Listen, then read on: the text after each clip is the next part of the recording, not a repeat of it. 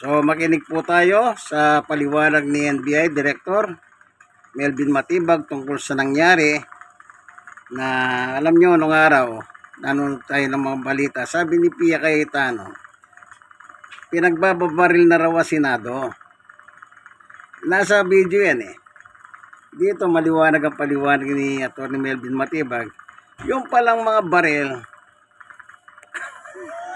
ang binabaril pala nakaharap sa PNB. At sa PNB naman ay GSIS. Nandun naman sila, Atty. Melvin Matibag. Kaya ano sinasabi ni Caldero? Senate under attack. Sino umatake sa inyo? Alan Peter Cayetano. Yung bala nanggaling mismo sa Senado, Pia Cayetano, yung kapatid mo, mapaglubid kayo ng kasinungalingan magkapatid. Ang pinagbabaril yung bintana paharap sa GSIS. Napaka walang ano tawag dito? May tawag sila dyan eh. Sige, pakinggan na lang natin si Matibag. Tumakas pa, di ba? Pakinggan natin. Hello, Chief. Sa akin naman, quick reaction lang. Kasi the senators now are doing their own live stream. Kanya-kanyang live stream na sila sa loob ng Senado. And madalas sila makipag-usap sa media. Especially Senator Cayetano, who's now the Senate President. Quick reaction lang po dun sa sinabi ni SP na hindi niya matitibag yung Senado under his term. And kayo raw po yung dapat mag-resign, hindi siya. Wala naman akong panawagan mag-resign siya. Saan kaya niya nakuha yun? Baka may nagbulong na naman sa kanya. And first of all, wala naman intention ng NBI or anybody on the side of the executive na tibagin yung Senado. It is an institution recognized since time immemorial, recognized by the 1987 Constitution. Bakit naman natin titibagin? We are there to promote law and order. Not in the Senate, again, because I have a commitment that we will not enter the Senate premises. Nag-usap kami ng Monday, so I kept my promise na hindi kami papasok. But they did not keep their promise that they will take care of Senator Bato de la Rosa. So kung may, hindi po kami yung titibag ng Senado, it's them who are there in the Senate. And I have to say this, I said it yesterday, this is not about Senator Alan Peter Cayetano or about me. Magka-schoolmate po kami niyan sa law school. This is about the rule of law. This is about law and order. So, I don't know if I have to comment pa doon sa sinabi ng hindi nila natibag. Talagang yung pangalan ko, sinama pa no? Na ano sa pagsasabi niya, no? No, but the thing is, it's not all about him. It's about law and order. It's about promoting the law. It's the institution na nagpupisa. Ang Senate is one of the institutions that's supposed to be promoting the law and true to their words. Hindi ito about Senate leadership. This is about law and order. There is a warrant issued by a competent court recognized in our jurisdiction. Hindi naman natin pwede na pag senador ka, hindi ka pwedeng managot sa batas. It's happened. Meron ng pangyayari na. Senator De Lima was arrested in the grounds of Senate. Senator Trillanes, if you remember Senator Enrile, after he delivered his non-privilege speech, he surrendered to the arresting authority. Of all the people who should understand law enforcement, it should be Senator Bato de la Rosa, being a member of the law enforcement, being the chief of police. What is like? So, I think the people who is watching was reasonable enough, who will do a reasonable conclusion. Nakikita po nila ano talaga yung nangyari. So, kami naman po, we're very transparent sa NBI. I've seen our men, and some of you are witness to that hanggang umaga. We submit them to the process of the law. So, nakita nyo naman po talagang the attack is to the NBI. But ako po, I will not let the people of NBI be disillusioned on this. Hirap naman po sabihin mo, Senador ka. That's a feudal thinking Senador kami. Dapat hindi kami ganito. Every one of us should be treated equally po. Ako, director po ako ng NBI. I'm given a mandate to promote it. Pero hindi ko sasabihin na hindi ako pwedeng hindi na ako kabalog kasi director ako, galang no. We are servants of the people. kung meron nung unang magbibigay ng halimbawa sa tao kung ano yung tamang gagawin, are those people who are vested with powers and authority. Siguro alisin po natin feudal thinking na senador ako. Kasi kung senador ka, hindi pwede magbago yung point of view. May isang senador, when it's time to arrest yung ayaw niya, nung long time ago, Senator Trillanes, pumunta ron, sabi niya, pag kami ordinaryong tao, sasama na lang sa polis, wala kami magagawa. Pero ibig sabihin, pag senador ka na, hindi na pala ganun. Tutulog ko palang patakasin yung mga senador na kailangan managot sa batas. So again, it's not about me, Senator Alan Peter Cayetano. It's about promoting law and order dito po sa bansa natin. It's about time na people should realize hindi po yung pwesto yung tinitingnan natin dito kung ano yung ginawa mo, kung naayos ba ito sa batas at sa tama o mali. By the way, sir, where is Bato now? Do you have any information you can share with us? Kung meron man po, I have to apologize because it's a part of our process to sa law enforcement. So, mahirap naman po mag-announce na nandito siya. Kasi people try to speculate eh. Ang dami na pong lead na binigay. But again, a lead kung nasan talaga. Pero in the meantime, we will suspend yung announcement kung asan talaga siya. But again, sinabi ko naman yun, if there's somebody who is person that should be asked, una-una dapat tanongin si Senator David Padilla dahil siya yung kumita sa Sir. Okay. At Santos po, Daily Tribune, sir. Akin na ganito eh. Pinatakas. Hello, siguro dapat ko na, sir. Sir, ito pong kwento. Ang sinabi nung sinuspindi si Ombudsman, si Aplaska, nag-react yung kabila, yung majority, dapat din daw ikaw, dahil kayo naging problema. How do you respond to that? Una po, hindi naman ako nagtudod na nagpaputok ng baril. Siguro yung sinasabi because I'm the head of the NBI, kaya dapat suspindihin ako dahil command responsibility ko yung mga tama po ba? Eh kung ganun po yung magiging pasya, na unang suspindihin dapat si Senator Alan Peter Cayetano. Dahil command responsibility na si Sergeant at Arms. At in fact, inaamin ni Sergeant at Arms, sila nag-uusap sa mga pangyayari. So ako naman po, I'm willing to face any investigation. Kung ano naman po, if I will be found na may kasalanan, I'm willing to serve any naman penalty na gagawin po natin. I think alam ni Ma'am Ichi yan sa tagal niya kasama niya ako. No? So sa akin po ganun. And yun naman, ako pag tinatanong lang, doon lang din po tayo nagpapaliwanag eh. Dahil gusto ko lang po mag-respond po sa tanong nila. In as much as possible sa totoo, ayoko na po sanang mag-interview. I've declined a lot already. Because I'd like to give, I would like to give it to the committee that was, committee na ginawa, na binuo ni Secretary Tita. Kasi is there already, sila yung mas makakabot dito. But there is something na legal and political sa pa. So ano pinagdagangan siguro command responsibility, sabi po yun po siguro. If that is the case, sino po ba una nagpaputok? Kung wala naman nagpaputok doon, baka hindi po nagka-ratrata ng paputok doon. O at sino may command responsibility kay the Arms? So, di ba po, who is the head of it right now na nangyari yun? Ano po? So, along that line, ano po, siguro po yung ano po, I hope na answer sa sagot ko ito. Ano po? Questions from our colleagues, please. Hi, Director. Good morning. Rolando Nang from Manila Standard. Saan siya nawala kahapon? Director, based on your findings yesterday, okay lang po ba kung ma-disclose kung paano po nakalusot si Mr. Oracion sa Senate premises? If kung Sino si Mr. Oragon? yung mail Oracion, yung Oragon po. Oragon, sorry. Yung Ang pangalan ko talaga Amir Masaya. Yung Oragon nickname niya. Ano po? I've seen the video. He was arrested in the premises of GSIS. He was arrested without a warrant, without anything that he's doing. Napagsuspecha lang siya. I've seen the video. I've seen the CCTV footages. So within the boundary ba yun ng GSIS? And Within the GSIS premises, sa tapat ng kanting sa second floor ng GSIS. Now, do you see any malice na ginawa ng majority senators kasi sunod-sunod yung pintang sa'yo despite... Mahirap yung maalis kasi suspecha yan I don't want to base my action on malice or assumptions or emotions.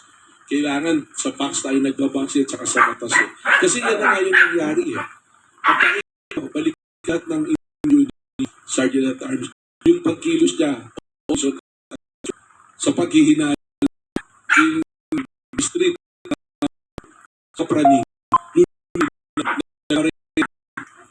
only to find out yung pagbabare na pala is to secure yung door para hindi makapasok from Senate passing through the GSIS. Ano po lang. So mahirap po magbase based dun sa suspecha. Yung tamang hinala. Mahirap po yan. So, I will action on facts, on things na nangyari talaga, by procedure, and by law po. Good morning, Director of Billionaire. Still on the Senate President, sir. Reports are claiming na meron talagang plan gawing escape route, yung GSIS, yung entry and exit points, pumitan sa Senate. Can you confirm, sir, na may ganun talaga kaya po kayo I nandun? cannot confirm na gagawin nila yon, but the Senate is a good escape route for that purpose. No? Kasi yung GSIS, Senate to GSIS is a good entry point. Kasi 7 yung entry point from Senate building to GSIS. Plus the gate. So 8. So, past that possibility, but am I saying that they're gonna do it? It is a possibility. Factual yan. If you look at the layout of the building, pwede talaga. So wala pong information na merong pag-dry run pa kung paano nila gagawin. Well, there are events, pero I cannot confirm that. I will defer to the investigating authority right now. Kasi tourist na yan So, kailangan yan back up by mga factor findings yan. So, with regards to the CCTV, yung unang CCTV, yung pagkakabol kay Senator pong lumabas. And then ito pong sa incident na to, parang ang tagal nilang ilabas and then may sinabi pa si SP na dadaan muna sa legal. What's your take on it? Well, sila yun. They're the one taking charge on that. Kaya, tama naman yun. Yung hinabol si Senator Bato, actually, kulang pa nga yung video. That's why we have requested a copy of a CCTV. No? So, ano nangyari talaga kasi nung Monday, ang sabi niya sa akin, you do your investigation, factual, di ba? Baka may nakarinig sa inyo, yung pinangako ko raw na spot report, di dumating. Wala rin dumating sa amin. So, kung hindi ako nagbigay, hindi siya nagbigay, pares kami ginti, di ba? So, hindi naman pwede yun na senador kami kayo nagbigay. But that is a gentleman's agreement. Lalaking usapan yun Pati yung pag-care kayo ba ito, usapang lalaki yun. Hindi. Usapang lalaki yun. Diba? Wala akong record yun. Kasi totoo yun, ako lang mag-isa ron. I was in front of ilang senators yun. Almost the member of the majority nandun lahat. Director, can you relate to us verbatim? Ano ba yung gentleman's agreement na yun? Unang-una, kaya nung Monday yun, kaya nag-withdraw yung arresting team ng NBI. Ang sabi nga namin is since you have a resolution putting Senator Bato into protective custody, sige. Okay. O sila naman, hindi, pag kailangan nyo yan, hindi naman tatakas yan. May ganun na salita Kami magbibigay, kami magsusukunan, basta't nandiyan ang legal. So kaya naman di na nag-follow up yung NBI na Tuesday kasi there's already a Supreme Court decision. And when there's a Supreme Court already in play, from the legal perspective, ang mga lawyers, medyo, hintayin natin kung ano sasabihin ng Supreme Court, di ba? Alam naman natin, ang mga taga-power, sila yung final arbiter kung ano yung mga pagtatalo. So, yun yung nangyari dyan. I don't want to comment further to si Andrea, ang dami yung tinatanong masyado. Napipilitan tuloy tayo mapakwento. Hi sir, Gio from TV5. You have a promise sa Senate na di ba mag-withdraw muna kayo. And again, yung promise naman ng Senate sa inyo is hindi makakaalis Hindi makakaalis. Pag kailangan niya, kami magbibigay. Basta pakita lang na meron na talaga. May mga ganun. Senator Alan Peter Cayetano, in front of Senator Loren, Senator Pia, Senator Amy, Senator Mark Miller was there, and Senator Marcoleta was there also. dumating si Senator Bo at saka si Senator Jinggoy later on. So, ganun nangyari dyan. I mean, ano naman yan eh. I think si Senator Alan Peter Cayetano at the end of the day, actually most of the time of the day, he will pray. So, sabi nga, ano ba yung kanta na God is watching us eh. So, that is between you and your God kung ano yung nangyari talaga. Ano. Yeah. So eventually that promise was certainly broken nung nakaalis na siya. Pero sir, there was this interview pala with Attorney Torion where he specified that Senator Bato de la Rosa did not escape, hindi siya tumakas. He just simply made himself unavailable. Your comment po. Ano, tingnan niyo yung statement ng asawa niya. Nabasa ko yung sa Billionaire Channel online eh. Yung mismong text niya eh. Sinabi niya that Bato used the opportunity na nangyari to escape. So, call it whatever you want. But the question is, nasaan si Bato? Diba? Huli na, naging Bato pa. Diba? Director, last question from my end. Can you help us na lang po siguro visualize? Going back doon sa second floor, kasi sabi ni Ska, from gaano kalayo si Aplaska doon sa kinatatayuan ng NBI agent? Kasi di ba Bridgeway yun, sir? Can you help us visualize that? Hindi ko man yung exact na sukat, but definitely, the NBI agent were positioned doon sa GSIS. The CCTV later will, not in the Senate floors. Hindi talaga. And there was no movement. May dalawang monoblock chair pa nga ron eh, because seated yung agent dun sa monoblock eh. Yeah, it's a fire exit. It's only from the Senate side. Hindi ka makakapasok kung ano. Tsaka if it's an assault, sabi naman mismo ni General Aplaska, I see 2 or 3 personnel doon. Tama naman yung accounting niya, 2 or 3. Kasi may isang blue guard and again, I have to, akala ko rin isa, tapos may dalawa palang kabati. Si Daboy yung agent na nandoon eh. Tawag. Second floor, dalawa, isang agent lang, may isang volunteer, then the blue guard of GSIS. Oh, actually, tatlo technically kasi coordinated doon eh. So, ano talaga, you can call it whatever, pero eventually yung CCTV, yung mga footages na nakuha ninyo at nakuha sa body cam ng mga NBI na nasa ibang lugar, lalabas naman eh. So, sa akin nga, siguro, let's move forward. Tingnan na natin yung ibang itong investigation is already been there. Alam na natin lahat halos yung nangyari. Hintayin natin kung anong ilalabas talaga ng mga investigador natin. And I'm very thankful to CIDG because they were able to share to us. And nagkaroon ako ng better understanding. There are some na mga nasabi ko noon na parang hindi pero tumugma. Pero pag tiningnan mo na natatagpila. Kaya nga sabi ko sa inyo, pieces yung nakikita natin, pira-pirasyo eh. So, let's allow CIDG, the DOJ, and the Ombudsman to put the pieces together and come out with a resolution and a conclusion na mas ma-appreciate natin. Ano. Sir, Grant Hilario from Bombo Radio. Sir, since si Senator Bato ay naka-escape sa Senado, would like just to reconfirm kung tinutuntun po natin yung whereabouts ng naturang Senador. Well, that's the job of the law enforcement and NBI being the law enforcement. Talagang may monitoring kami at hahanapin natin. It is there is a valid warrant of arrest. He is now considered fugitive from justice. So, trabaho namin, just like any other personalities na merong mga mandato de arresto, yung warrant of arrest, we have to monitor. Sir, since we are monitoring, sir, once na matagpuan po natin or makaharap ng mga NBI agents si Senator Bato, we will serve the warrant na po, sir, or arrestin, or hihintay pa ba natin yung sagot ng Supreme Court sa mga petition niya? Well, there's a committee, there's an interagency, and there's a directives. That question, I don't have to answer. I cannot answer, I'm sorry, because that's part of our internal procedure right now. What I can assure you, there is a valid warrant, there is already orders, but in the meantime, we are monitoring. Hi, Director Oscar Oida, GMA7. Sir, yung nabanggit nyo, no, yung may valid warrant and ayun nga, tinutulis ng batas si Bato.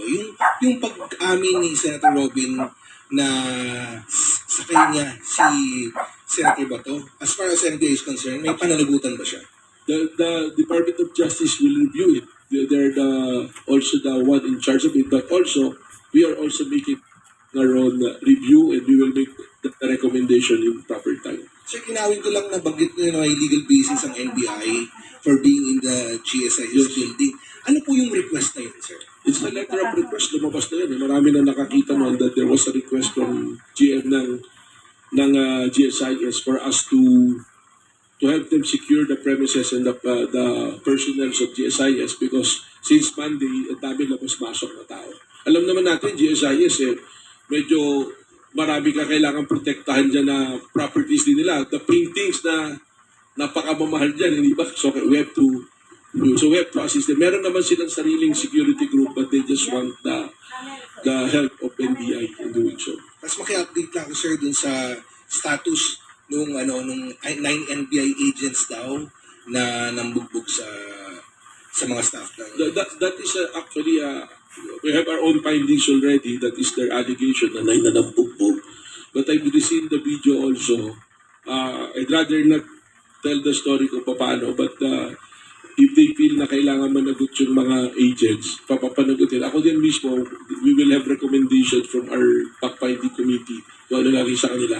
I-establish a PAC-FID committee on May 14. So whatever recommendation, if they have to be punished, o kung sino man, doon sa NBI na nandun doon, noong May 11, noong May 13, na hindi nakasunod doon sa in-establish namin na protocol, they have to answer. Kailangan merong pananagutan sila. Good morning, Director. This is Lynn of FABC. I would like yung beforehand it happened, the shooting incident, handun po si Trillanes at may hawak po siyang arrest warrant. At nagkaroon din po ng, before yung incident ng Puto, meron pong incident ng habulan. Sakali, ano po yung reason why nyo hinahabol si Bato po, si Senator Bato? And if nahabol po at naabutan po ng agent, ano po yung plan po? Well, regarding that? Well, hinahabol namin siya kasi una-una tumatakbo siya, di ba? Kung hindi siya tumakbo, hindi natin hinahabulin. Pero hindi, yung una-una kasi, yung agent, gusto nga i-inform siya that there is a warrant of arrest. So that's the time. So kung na-inform sa kanya, gusto niya magtalo. So we don't know. Depende kung ano yung magiging reaction niya na mabasa niya yung warrant, mapakita sa kanya. Kung test niya yung warrant, magkakaroon ng pagpatalo sa darating abogado niya. So we cannot say kung ano yung susunod na gagawin. Kung nakuha siya na gano'n. Dahil naputol na yung process eh. Tinakil na yung babaeng agent namin. Tapos ang nakita na natin yung habulan. So doon na tayo nahinto. So sabi nga na sir, hindi na rin niya natuloy dahil nagkaroon nga ng gentleman's agreement na we withdraw. At tapos eventually nagkaroon ng Supreme Court. So iba yung chain of event. If ever we have plan or anything, kung hindi naputol doon natin makikita kung ano saan yung nangyari. Kasi ang expectation namin sa kanya, being member of the law enforcement before, alam namin, ang iniisip namin, he will be responsible. Sige nga, tingnan ko yung warrant. Teka muna, tatawagan ko yung abogado ko. Di ba? Abogado tayo dito. So hindi natin second guess what is the next step. And meron kami mga plans, but I rather not say it. Why? Because meron pang mga warrant na to our knowledge, pwede pang mga lumabas. Okay? Thank you.